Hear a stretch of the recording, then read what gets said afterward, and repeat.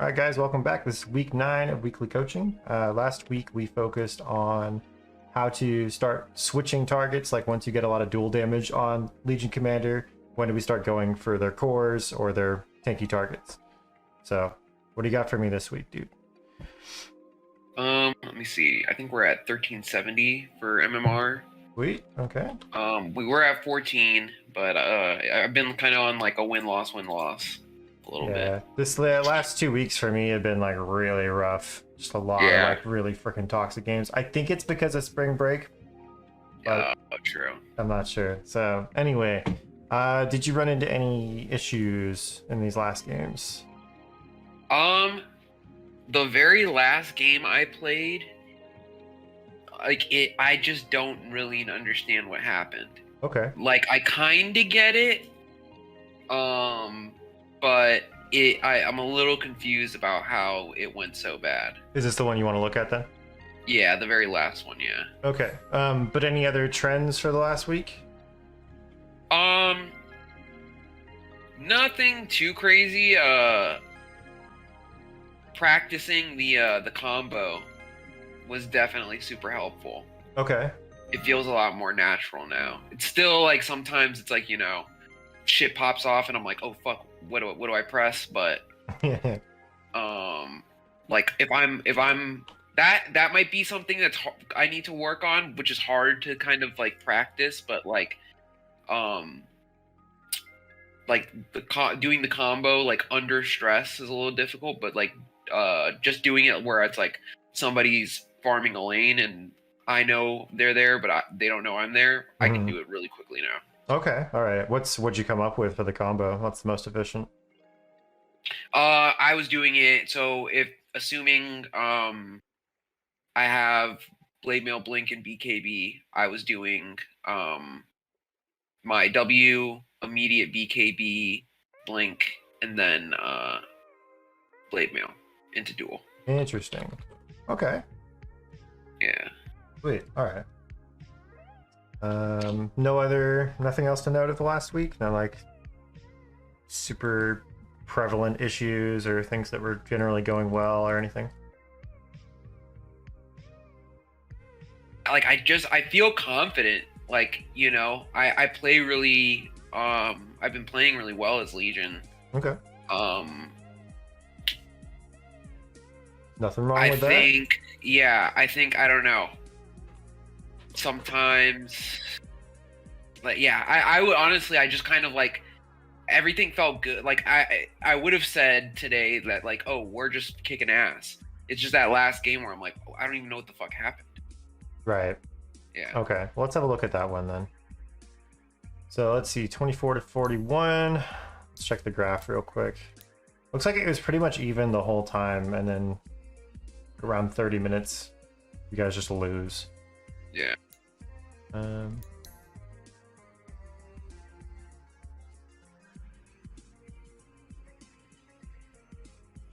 Yeah, we'll have to look at it because I'm not seeing anything like super stand out in terms of like items being bad or anything like that. Yeah, I know like a common theme was kind of like we fight into like a really bad fight.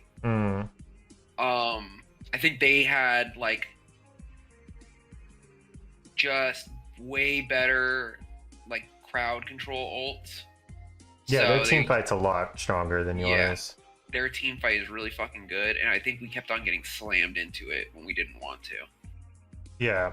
Well, without watching it, I can tell you right now, your 2 other cores need BKB. Yeah. They don't have BKBs, and that might just be it. I did not notice that. Yeah, which is really bad because you're playing against Nyx Kunkka Tidehunter, right? Yeah. So that's really important. Wow. But let's have. I mean, you got yours, so that's cool.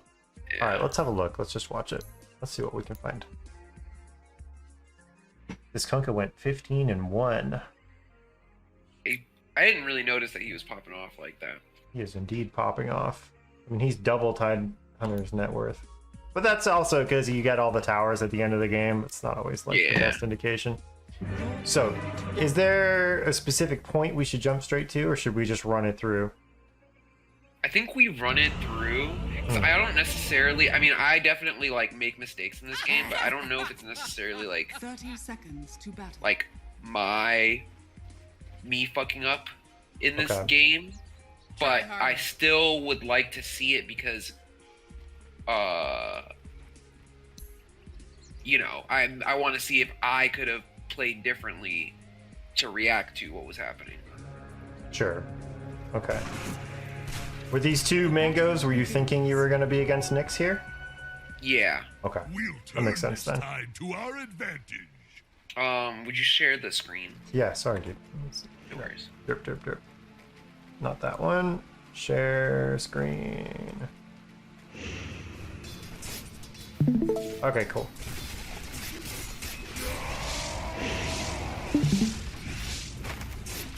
Oh, so his Nature's Prophet 4. Okay. Your mistakes. So this one's kind of tough, just first off, because if you know you're against an Undying, you'd want to stick.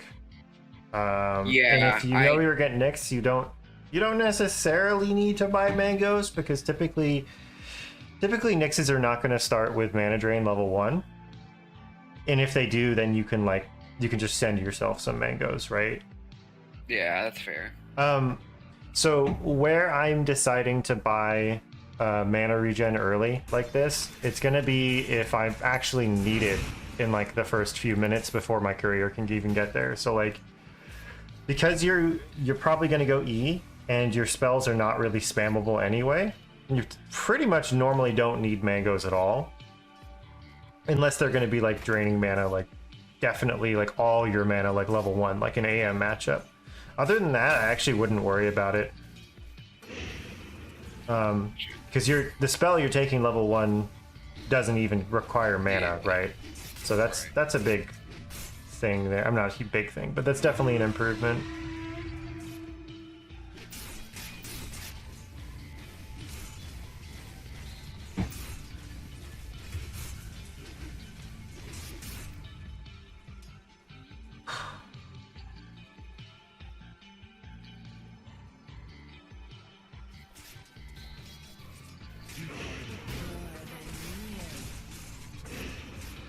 Yeah, there's not really anything you can do here.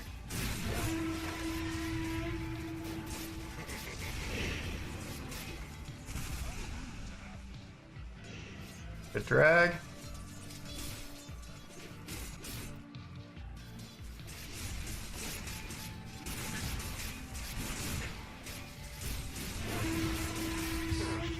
First blood, and here come the sharks. Radiant's middle tower.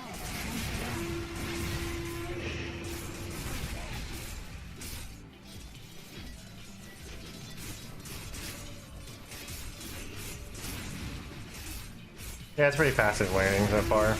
Oh wow, just man up on it during the spin. I like it.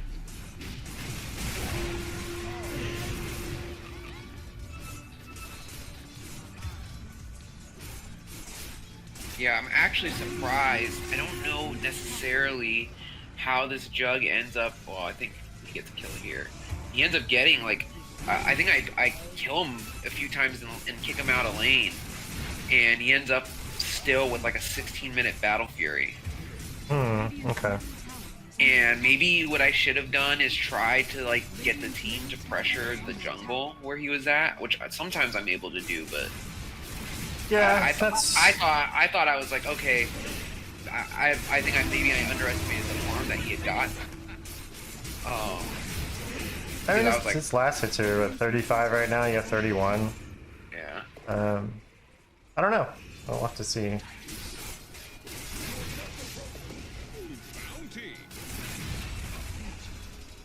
mean, he's a little bit ahead on last hits. He's up 3 and with 4 denies. But he's died twice, so yeah, I don't really understand how he got that either. So you're probably right. It's probably you guys just didn't pressure him after you beat him in lane.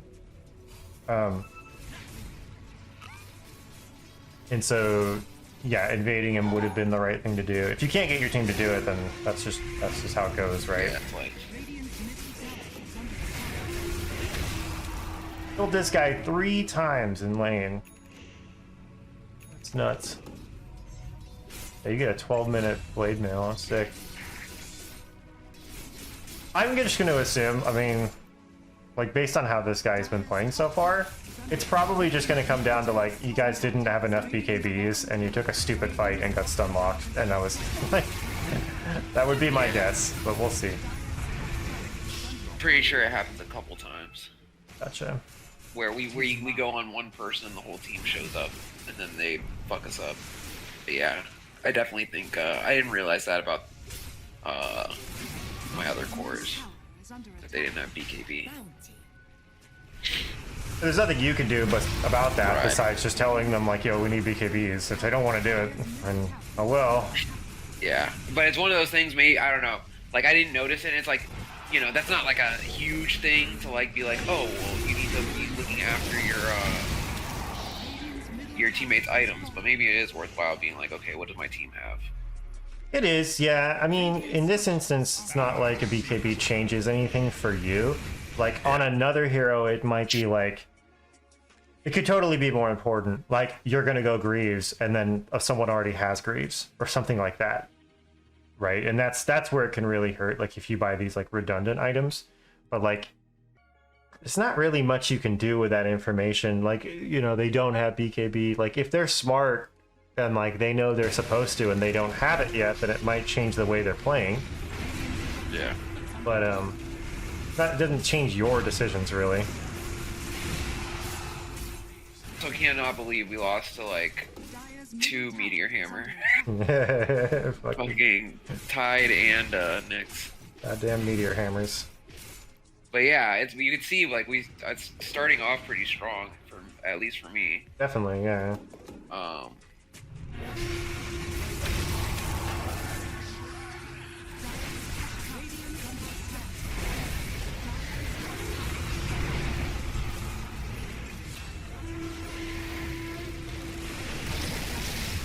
How close was I to this guy? Oh, okay, I wasn't really close. Tis mine. This is like, you don't need to do this. So, like, when you walk to middle, right? Because you're like, okay, fight's done. Okay, I'm gonna go do something else. There's no reason to really, like, walk away from this. I just thought about that as soon as I saw that, yeah. Yeah, I mean, I'm not saying you want to, like, go run at the tower right now, but, like, if AA's up here, like, you can just let him farm this, because he's not actually under really any... He shouldn't be under any threat, right? Yeah. You should be fine to just farm this and then do whatever. Now, it gets a little awkward because you have Muerta and AM farming the jungle, because it looks like mid and bottom lost. So that does mean you kind of... This is the only area for you. But if no one's already here, then you can just be here.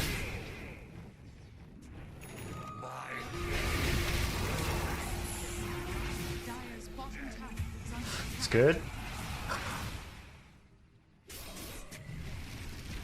Yeah, I guess what I would say is it's kind of flipped, right? So when you're playing a support, like, kind of anything comes up and you're assuming that you're going to walk away from the creeps to go do it, right?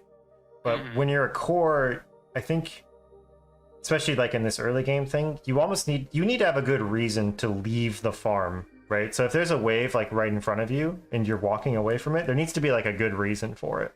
So if there's nothing immediately happening, then you don't have to do that, right? I think it's one of those things of, like, overcorrecting for staying too long and getting jumped on. It probably is, and it is the mid tower, so that's fine. But like, here, we'll back up to that point because all this stuff happens. Blah blah blah. Team fight, team fight, team fight. Go for the YOLO duel. Yeah, I think you're fine to get this next wave. For two reasons. The first one is the wave just showed up, and the second one is, like, you kind of know these guys are still up here, and you also know that they just kind of blew their load. So you're not gonna get ravaged here. The worst thing that's gonna happen to you is, like, Nyx and Kunkka show up, and you get stun locked by that. But, like, you know, like, immediately after a team fight, there's actually not a lot of danger from the enemy team. Which, that's why it's kind of okay for you to farm that wave. Yeah.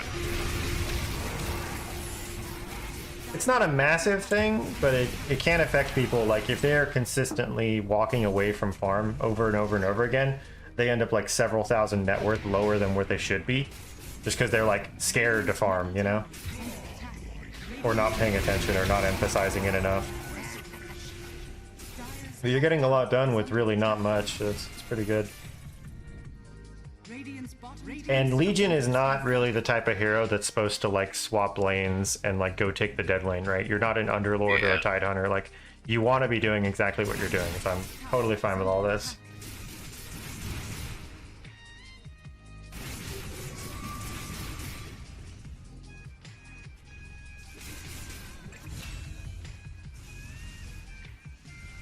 Radiant's bottom Dire's mid somehow cats under attack. Close. Radiant's top tower is under attack. Radiant's top tower has fallen. Dire's middle tower is under attack. It's kind of just your draft. Your draft makes this really hard to play.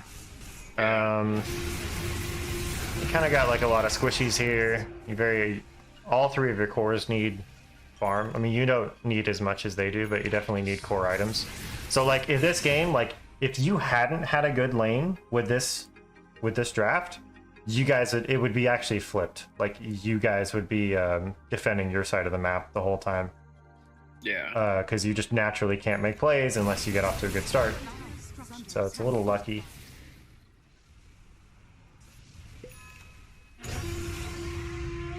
Unfortunate.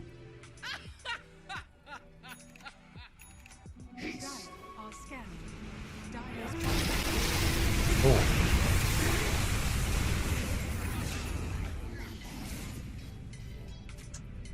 And not really anything you can do about that.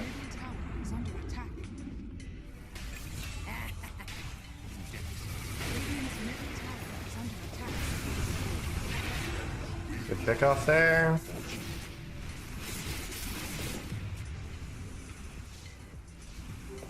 Radiant's bottom tower is under attack. Could not believe I couldn't get the duel off. Oh, Well, that was so painful. you shouldn't expect to get this duel off, because if you're looking at the you guys have no vision here. I mean, you see Kunkka, you see one person here. You have to assume that when you walk up here, this is warded. Yeah. No, But I thought I was like in range to at least grab Jug. yeah, just out.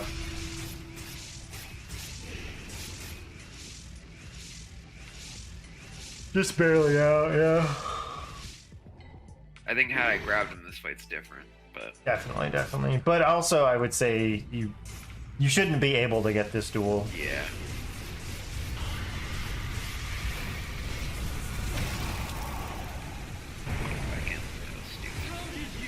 Yeah, and then just like once you don't get it, like chasing that far is kind of I'd say like I wouldn't go for this in the first place, but like once you're in this position where you're trying to like chase him down, you know, you gotta. Oh, you guys see at the end of those runes, so it's a little bit better. Yeah, I'd say like here I'm turning around now. Like once they break line of sight, here, like I would turn around, like it's over, because you're just not going to catch him, and then they can respond with all these stuns and everything. Dire's bottom tower has fallen. How often do you check heroes' move speeds? I don't think I ever do. Okay. I do occasionally, especially in those like chasing situations. Like if I have the, I guess if I'm like relaxed enough, if I'm calm enough to like focus on it. Yeah. Like if it's like one of those really awkward like early game chases where nobody has any mobility and you're just like chasing someone from like here to here, like you actually have time to click on them and look at their move speed, and you can actually inform your decision like, oh, can they actually catch me if we just keep going? Yeah, sure. You're naturally a really fast hero, but so is Jug, and Jug also has phase boots and Manta. So typically you shouldn't be able to just walk up, you know, walking duel him, right? Yeah.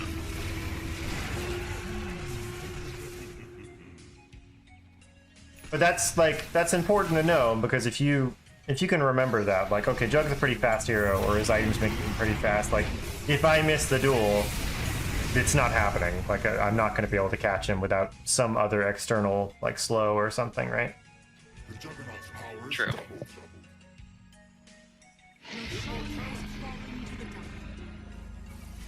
I'm noticing Yeah. you stay on weird treads a lot too. Like, you're staying on like int treads and like agi vambrace and stuff like that. Like, not thinking about these. That's a Yeah, minor thing. I must have accidentally pressed it and not noticed the strength. It's a minor thing. Oh, I like the basher pickup though. That's because you fought the jug before, right? Yeah.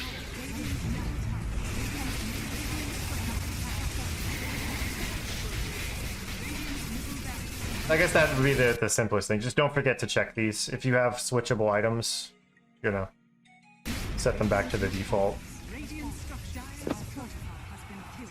This fight though, where you guys get screwed, and it leads to the high ground. So this one is kind of important. Let's back it up like to here. If we look at our vision, so you know, like this play right here is kind of psycho.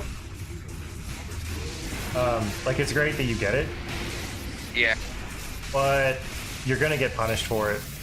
You have to assume once they do Roche that they're gonna walk straight here, right? Yeah. I didn't know he had Basher, and that's on me. It wouldn't have mattered. It wouldn't have mattered if he had Basher or not. Like, you just have to assume when you go for this duel that like the other 4 heroes are going to be standing right next to him because they just took Roche, right? Yeah. Let's see. Actually, how far back was that they took Roche? Like back here. So looking at it from your perspective. The Juggernaut's power is doubled.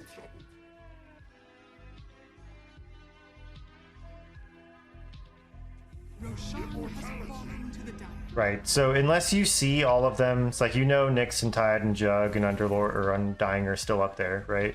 So you see Nyx is over there. So like now, maybe, like, you could get one if BKB is available. You don't know where Kunkka is though. Okay, you see Nyx up there. Because this context does matter, right? Okay, you see them split. No, I don't hate it then, because you know Nyx and Kunkka are like way out. So never mind, you're good. Yeah.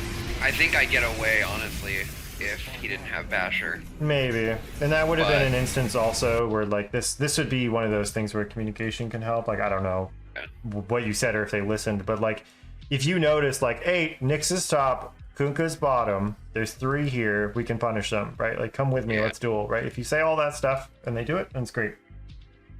Because theoretically this should be like a 4v3 or a 5v3. I think it's one of those situations. I think sometimes I'm like, I see a play and I act on it before,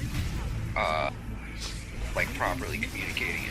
Yeah. I'm like, they're close enough. I jump on this Undying and get away, then we easily collapse on the other 2. That's relying on them to be decent. Yeah. Like, that's you're relying on them to like have the awareness to like notice what you're doing, like be watching the map, right? So that's what I would say. Like, that's where you need to judge that throughout the game. Like, you know how I'm constantly making judgments about my teammate, like, okay, this guy doesn't look reliable, this guy seems chill, this guy seems smart. That's the type of thing that's informing. So like, if I have the feeling that I can trust my teammates to do the right thing, then I'll go ahead and do that play without saying anything, because I'll know they'll be watching and they'll probably even be following me while I'm doing it. But if they seem kind of derpy, then I'm like asking before I'm doing anything. You know what I mean? Like, guys, do you want to help me get a duel? And then it's like, if they don't say anything, then I don't do it, right? So that trust, you need to, I guess you need to establish it first. Yeah, for sure. Because you're right. I mean, you know, that probably should have been that was an opportunity they gave you. Well, actually, that was an opportunity created by Nature's Prophet, because he forced the Kunkka down here. Yeah. And Nyx was up here doing this, and 3 of them were here. So like, the enemy team kind of well, they didn't respond correctly, right? Like they gave you an opportunity. You guys should have been able to jump on that. But if your team's not ready to do it, then that's what happens, right? You get wiped, they take racks. So it blows up in your face if people aren't ready for it. Yeah. Radiant's bottom tower is under attack. But if you notice all those things, you're like, hey, they're out of position, let's go for this duel, then that's good. It's just the secondary part of Yeah. getting your team with you, right? Yeah, I think this just comes down to your team doesn't have your comp is kind of squishy. You're like the only playmaker. You don't have enough BKBs. You don't have enough team fight. It's just going to be a hard game. Yeah, it felt so bad because I was like Yeah, you did really well in lane. And it's popping like, off so yeah. early, and then all of a sudden we just lose. And I'm like, what the fuck happened? Dude, I think 5 or 6 of my games last week, we were winning the whole time, and my team just insisted on going high ground before they had Roche. Like they just didn't want to wait for ages, and we just threw on high ground. It happened like 5 or 6 times. It was so annoying. The rest of my games have just been because people are assholes and they start flaming each other. Not even flaming me necessarily. They just start flaming each other, and then everyone's flaming, and then the game's over because no one's trying to win anymore, right?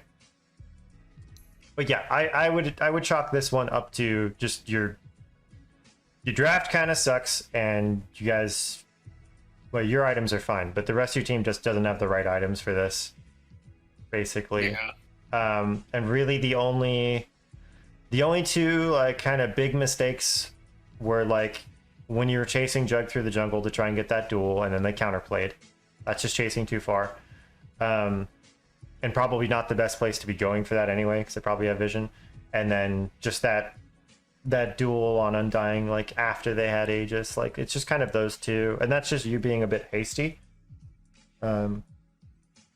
Which, you know, it makes sense because that's what your hero wants to do. So that's kind of a thing to look out for, like when you're playing like Legion Commander or Night Stalker or something like that. Like if you're like a really high tempo, like I gotta win the game early type of hero, and the rest of your team isn't, it can be really hard to like temper that, you know, because you know you're like giving up your power spike.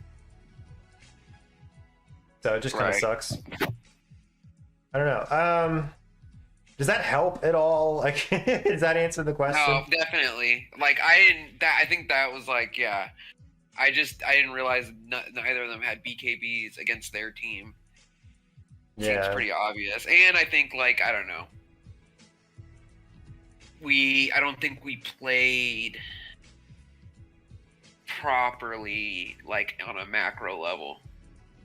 Like, it seemed okay. Well, I mean, like, I think some of them were trying. Like, Nature's Prophet was split pushing. I think AM was trying to be elusive, but got caught out a couple times. Yeah. Which is because he doesn't have BKB. Yeah, that his MKB basher is just, that's too fast. Like you need BKB here. Sorry, dude. Yeah, I think much. maybe had him, because like they have really strong team fight, but our team kind of has like an answer to that. Like they can both split push. If they both have BKB, they can escape. The split push game gets a bit weird here. You're right. Like you do have a Nature's Prophet and an AM. Nature's Prophet was supposed to be a support, by the way, but he ends up higher net worth than Muerta. Yeah. But you do have 2 good split pushers. The flip side is that the other team has a Nyx and a Kunkka, which are quite good at punishing that. Yeah. So it's not a given that you guys can just split push them to death. Right. Well, I'm saying at the very least, it's like, you know, if they can somewhat split them up, that cuts their team fight really hard. And then, you know, me playing Legion, if I have Muerta and Ancient Apparition with me, that's the pretty easy duels.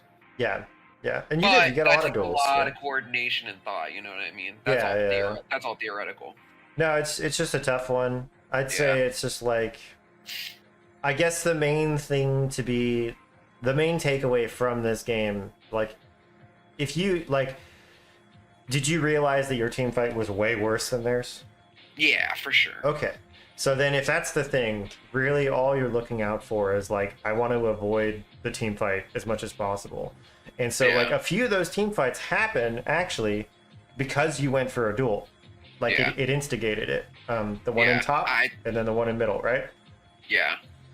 And you know, that's the type of thing where you can still do that stuff, but if your team doesn't understand that they're not supposed to help you if you screw it up and die, or the enemy team like responds with all 5 arrows or whatever, then it does lead to those team fights. So it's just kind of those like weird things. It's, you know, just trying to coordinate a team in Guardian and right?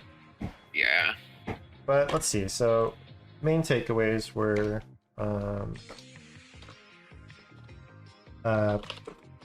pay attention to item toggling. Threads. Oops. Fan brace. Actually, what was the question here? Question was how the hell did we lose this game, right? Yeah. And after a good start, because you dominated this Juggin lane, right? Yeah. So the answer to that is squishy, passive team comp with not enough BKBs, and also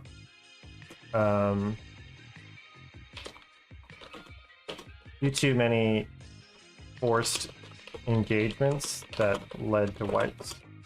So it's not like you guys were looking for a team fight, but the team fight happened because of like kind of where you were trying to make plays, right? Yeah. But also pay attention to that. Don't need mangoes early. And check move speeds to see if you can actually catch someone on foot. That doesn't have to be like during the chase, but just check that periodically. Look at how fast people are. Because with your hero specifically that doesn't have any crowd control besides duel, the only other thing you have going for you is you have the move speed off of overwhelming odds, right? Yeah. So that's just it. Like, it's either I'm going to catch them by running faster than them, or I'm going to duel them. And if neither of those things can happen and they have higher move speed, like, they will get away from me. It's that simple, right? I had kind of like an unrelated question, more related just to Legion. When do you think it makes more sense to go for Shadowblade versus Blink?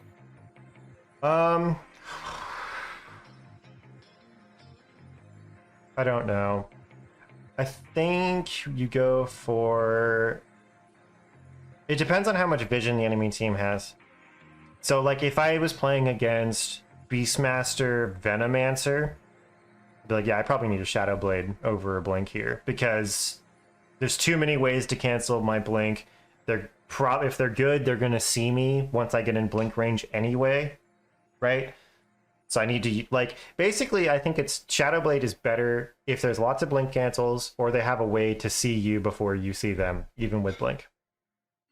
I think that's pretty much it.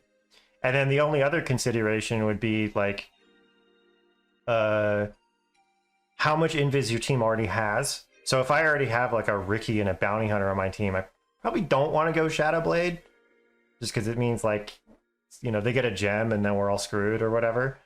Yeah. Though sometimes that can work. Like, if the enemy supports aren't doing well and they're having to spend all their money on detection, then just, like, doubling down on invis can be pretty cheesy, and that can win. But it'd be that, and it'd also be, like, how good Silver Edge is that game. So in this game versus a Tidehunter, Silver Edge is pretty good, right? Yeah. But I think this is fine. I think a Blink game is... Blink is fine here. It works. Why were you thinking you needed Shadowblade here? Or just in general? Not necessarily. I was thinking, like, my build tends to, like, be very static, which is, like, kind of expected for Legion, but obviously, like, I've seen games where Legions get Shadowblade or whatever instead, and I was just like, am I, like, not thinking about situations where that would be better? Yeah, Oops. So differently. I think the other thing to think about is Blink Dagger is 2250 and Shadow Blade is 3000. So if you have to wait that extra 750 gold to start dueling people, that's something else. So that might be the reason why people typically go for Blink Daggers. It's just like, I get it sooner, I can do it earlier, right? Yeah. Though that makes it easier. Like if you decide like, okay, it's a game where I need to go Shadow Blade before Blink, or I just need to go Shadow Blade instead of Blink. If you have teammates that can help you get the duel off anyway, like you have like somebody with a lot of lockdown or something like that. Like, I don't know, you have like a Void Spirit that can catch people for you, or like a Puck that can catch people for you, so you're allowed to just walk up and duel them, then that makes it easier to like not need the mobility item. But in a game like this, I mean, really, outside of Nature's Prophet Sprout or some crazy Muerta Deadshot, like you're the only catch, right? So Blink Dagger just becomes super important. Yeah. I think I'll kind of like question that'll steer us more for what to work on next is do you think, like, obviously I do really enjoy playing Legion, but do you think me playing Legion is conducive to playing in pubs, or do you think I could be more successful with a different style of offlaner? Because I do feel really good about where we've gotten with Legion, because I think I was a lot worse, and I feel like I feel super confident with Legion now. Okay.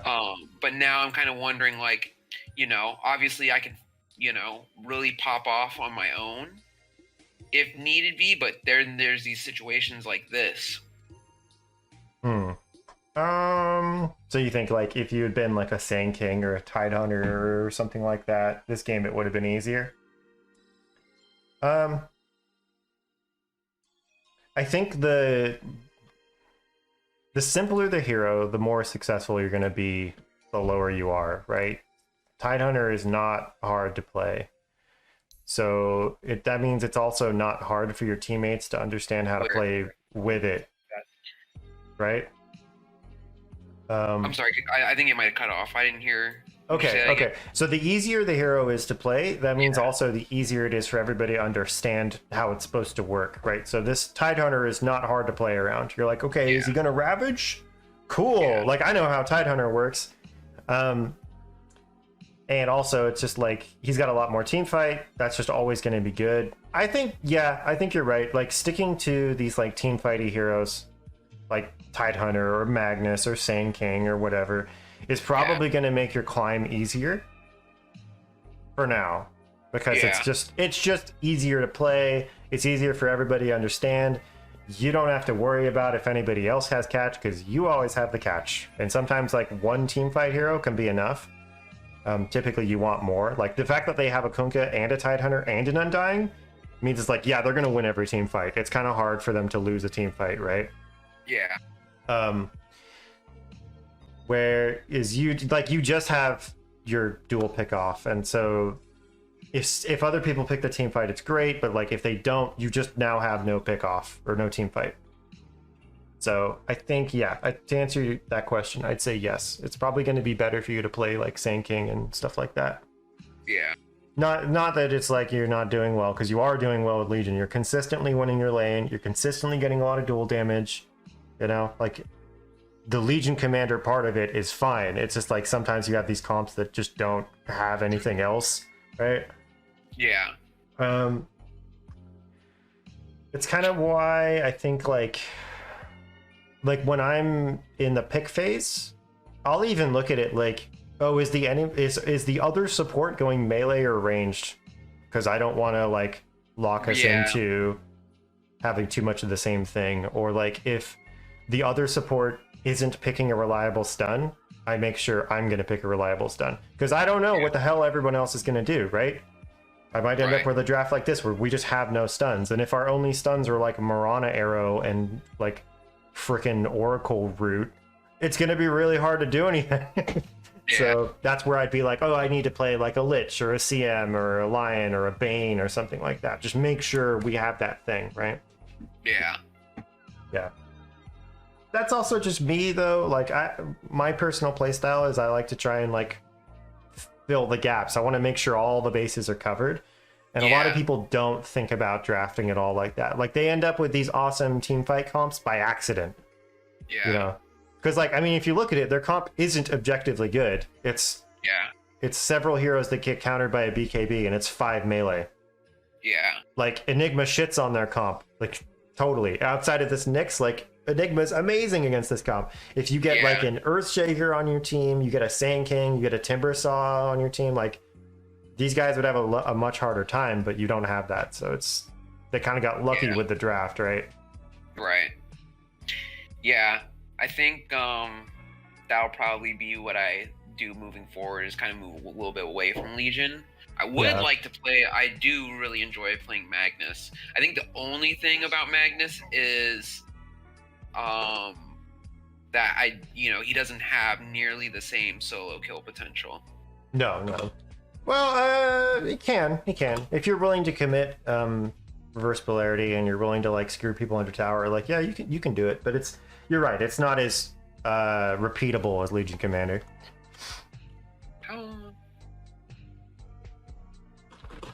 Yeah, I might go for him though. We might do a couple Magnus weeks. We'll see. I'll try. I think that'll probably be what I do now, is kind of see where I want to go as far as the type of offlaner I want to play. Well, it's good to have the variety, right? So now you have like Legion Commander under your belt. It's like, okay, I know how to pick Legion if it's a good Legion game, but honestly, I think I would just like, you're good with Sand King. Like I would, if it were me, I would just spam that and see how far you can take it before you feel like, okay, I need to learn like a different hero now. Yeah, that's true. That's what I would do. Just see how much MMR you can get out of like your best hero, right? That'll make it harder to learn another hero later, but it doesn't matter. Like it's still good to do that. Yeah, I mean, like, spamming Legion made me focus on things. Like, you know what I mean? Like having to play Legion and being like, okay, I'm not playing anything else means I can't have like a mistake or like something that's difficult with Legion and fix that by picking somebody else. So how do you mean? So it's like if Legion with like let's say Legion's combo was just like really hard for me for some reason. Okay.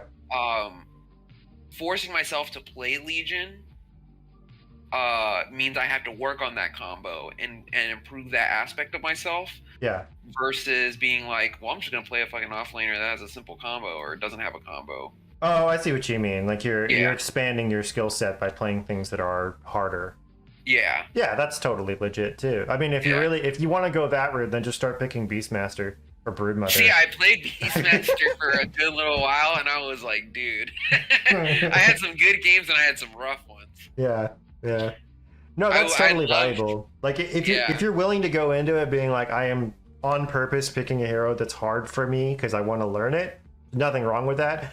I typically don't like doing that in ranked though. I'll go play that in unranked. I'll be like, okay, I suck at melee 5s, so I'm gonna go play unranked and I'm gonna play Omni Knight for a little bit and see if I can figure it out. But like if I'm playing ranked, I'm pretty much only gonna pick stuff that I'm confident with. Yeah, that's true.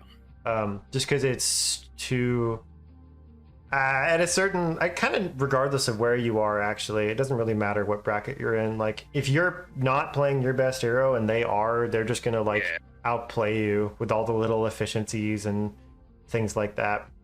Yeah, for sure. The main reason though for spamming is just like, it's one less thing to think about.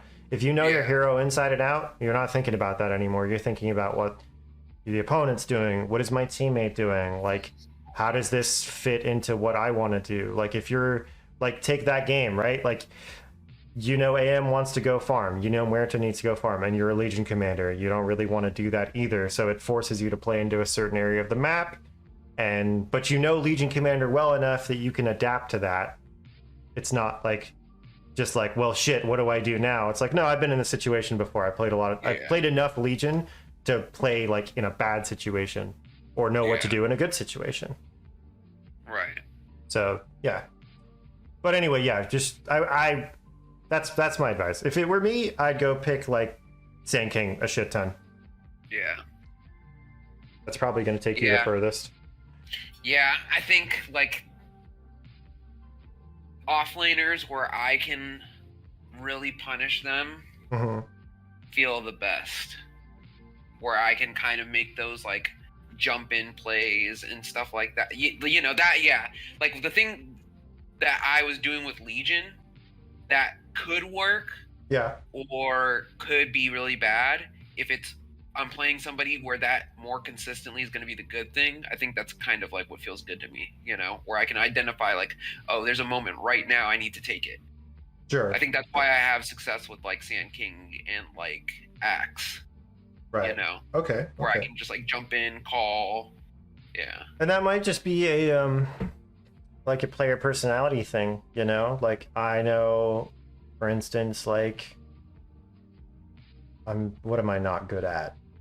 I know I'm not very good at last hitting, right? So any hero that's like super dependent on that, like I don't really want to go towards that. Or I've noticed one thing, like when I play supports, I do a lot better on average if the support has a way to check high ground.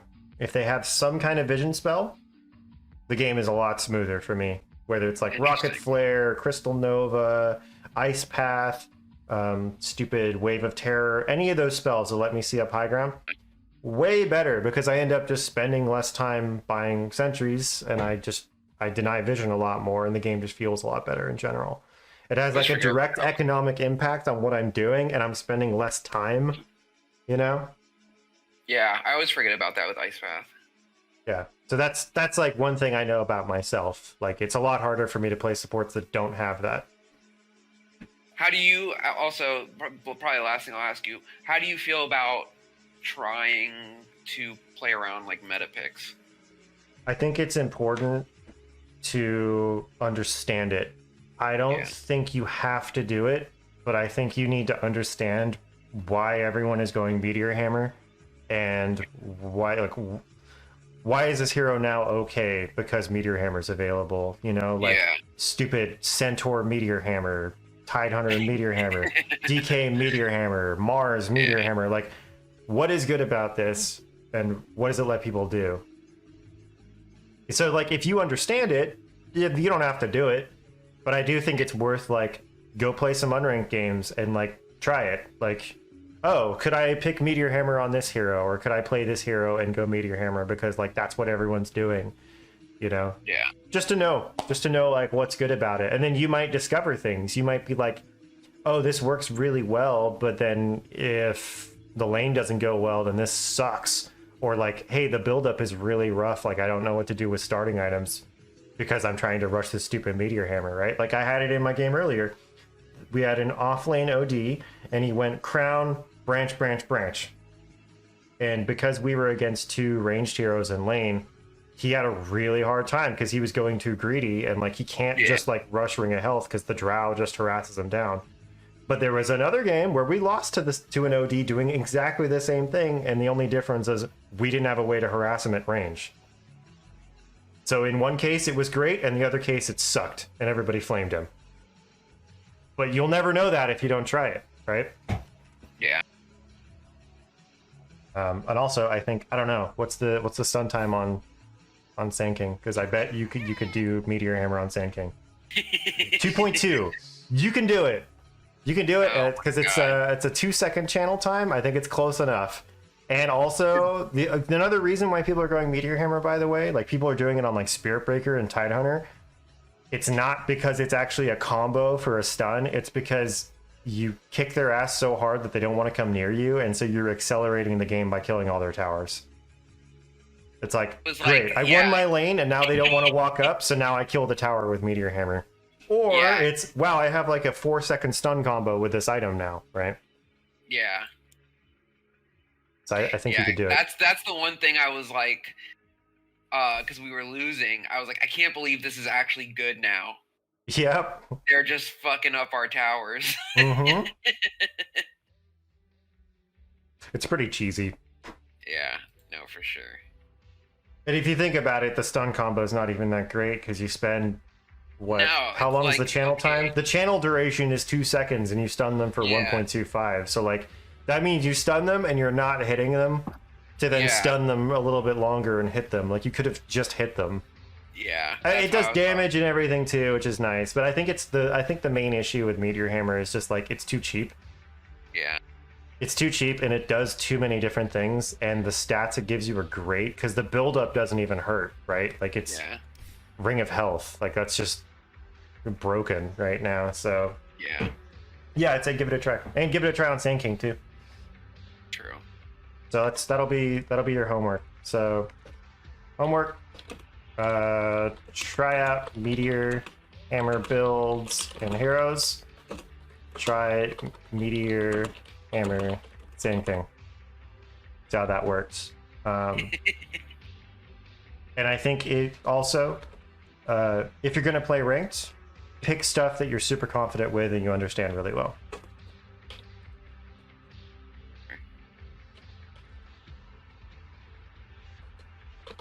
Typically. Unless it's like a really, really, really weird situation, I would say don't experiment at ranked. Yeah. Alrighty. Anything else before we call it here? Feel good about all those. I think it's we've improved a lot. It's time for like a new era, Yeah, definitely. And I saw you hit Guardian 5 too, which is sick. Yeah. Good job on that. Yeah. Yeah, I think playing stuff that's like not Legion honestly will get me well into Crusader. Probably. I think if you played it, honestly, if you played Legion enough, it might just take you a little bit longer, but I still think you would climb because you are consistently winning your lane and getting super fed. Yeah. I think you'll be able to climb anyway, but you might climb faster with something else, yeah. But what do you think are like? Sorry to You're good, you're good. keeping you, but what do you think is like the major things that are going to be like? Here's what's keeping you from getting past Crusader into the next rank. That's a good question. I don't know. We'll have to see it because once we get there. Do you think like, because I see a lot of things like that where somebody goes on like Reddit and is like, I'm divine this, like, what do I need to do? And it's like, divine players never do this, or Archons never do that. Do you think it's like that kind of shit is kind of bullshit and it's more just like individual? No, I think there is some merit to it. So, but I also think that regardless of where you are on the spectrum, players are good or bad at certain things. Yeah. So like, like take yourself, like what right now, what are your strengths and weaknesses? Like I would say where you're strong is like typically you consistently win your lane and you usually have a pretty good idea about the game as a whole, like kind of what needed to happen this match or what wasn't happening or whatever. And I'd say one of your main weaknesses is items, just items in general, like checking items, knowing which one to go, even using them. Like that's the main thing you need to work on, right?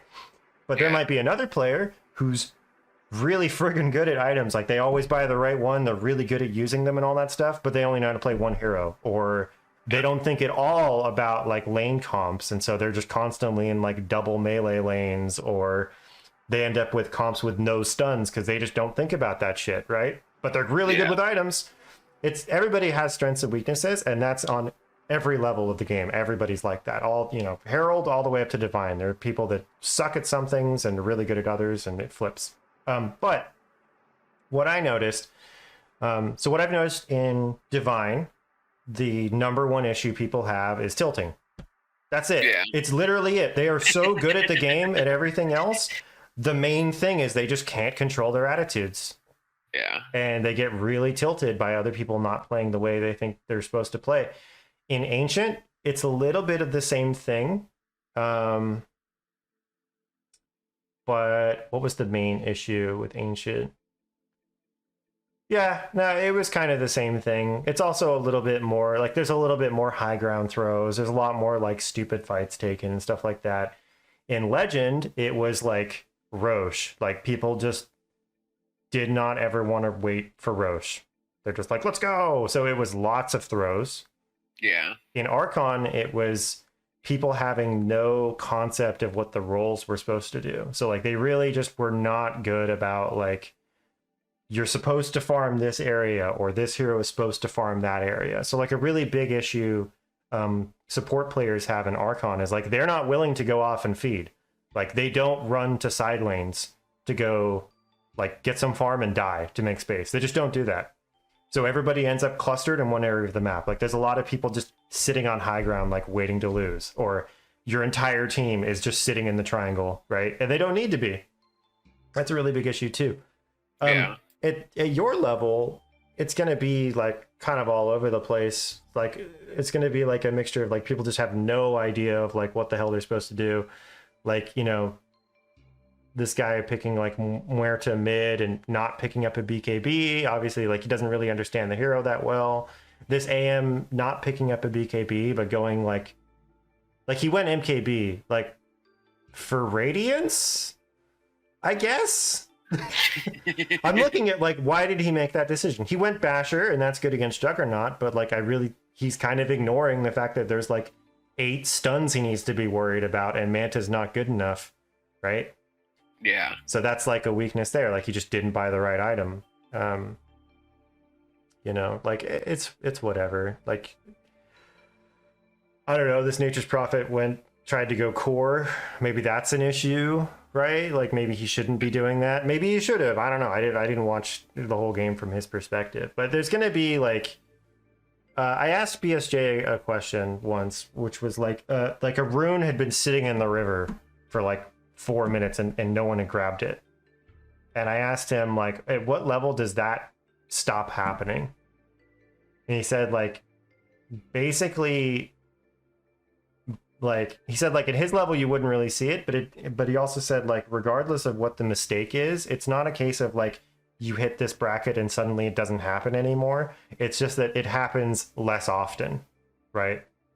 So even in Immortal, people are going to buy the wrong items, have a shitty team comp, not know how they're supposed to play the map, throw on high ground, not wait for Roche, be too scared to do something ballsy. Like it doesn't matter where you are. Same mistakes happening all throughout the game. It's just they don't happen as much later on. Yeah. So right now you're dealing with a ton of different things all at the same time. So just the best way for you to get out of this bracket is to just, well, honestly, it's to get better than these players. And so then it's identifying like what is putting me at their level and like what do I need to get better at where now I'm better than Guardian, and then I'll get into Crusader. It's not just like there's a trick like do this to hit Crusader. Like and subscribe. No, it's like you need to get better. Like it doesn't matter where you are, like you're not going to climb unless you actually get better than the people in that bracket. Even if you're like in my case, like I know I'm really good about thinking about team comps and thinking about like, do we have this? Do we not have this? Should we be playing in this area soon? I'm going to ward for that. I'm really good at all that stuff, but I still like come out of the lane 0-3 because I'm stupid and I'm not paying attention to what's going on. I just feed randomly. Like, so maybe that's where I'm weak and in other places where I'm strong. But like, if it's like a net value, if you added a score to everything, like my score would end up just being like high ancient divine, and someone else whose their net score is a little bit higher, maybe they end up just naturally moving up into immortal, right? Anyway, that's a lot of words, but I hope that all makes sense. I think it just comes down to consistency. It's consistency, you know? And it's identifying like what like the common mistakes are and what your own mistakes are, and then just learning like figuring out a way to fix them, right? So if you can like think about it, like where am I weak and how do I fix it, or is it even worth fixing, or do I just double down on my strengths, you know? Yeah, that type of thing goes for everybody. True. But yeah, man. All right, well, let's call it there. Cool. Good session. We got much more into the Dota theory this time. Yeah, which I think, you know, it felt like that needed to go in that direction just because, like, You know, I'm getting a lot. I got a lot better at Legion, Hmm. but I feel like, you know, as far as like Legion stuff goes, we figured out most of it. At least that's what it feels. You know, I'm sure Yeah, there's like, yeah. you know, as much as we're gonna do, I'm sure there's like some like ridiculous pro who's super knowledgeable of Legion. And it's like, oh, do this niche thing, but Right. yeah. Yeah, I think we got the broad strokes mainly down. Yeah, Okay, man. Cool. Well, let's call it here. cool. And we I good appreciate for next week? Yeah, All right, yeah, cool. I think so. Cool. I was thinking like I wanted to try like Clockwork Meteor Hammer. How long is Hook? Hook is well. I was. This is kind of an aside. I was gonna ask if you had time to play a game though. Oh, I'd be down. Yeah. Okay, but stun duration on Hookshot does go up to 2 seconds. But I was also thinking he's got power cogs Yeah. and battery assault. Like he has enough ways to stick people in place that it could be funny. So I wanted to try it, but I'd want to do it 3, so it wouldn't work out. But maybe I'll try it later today. Alrighty, give me 1 sec. Okay. All right, guys. Thank you for watching, and I will catch you next week. Don't forget to like and subscribe, and there's a playlist at the end of the video with the rest of my Dota coaching, and I'll see you in the next one.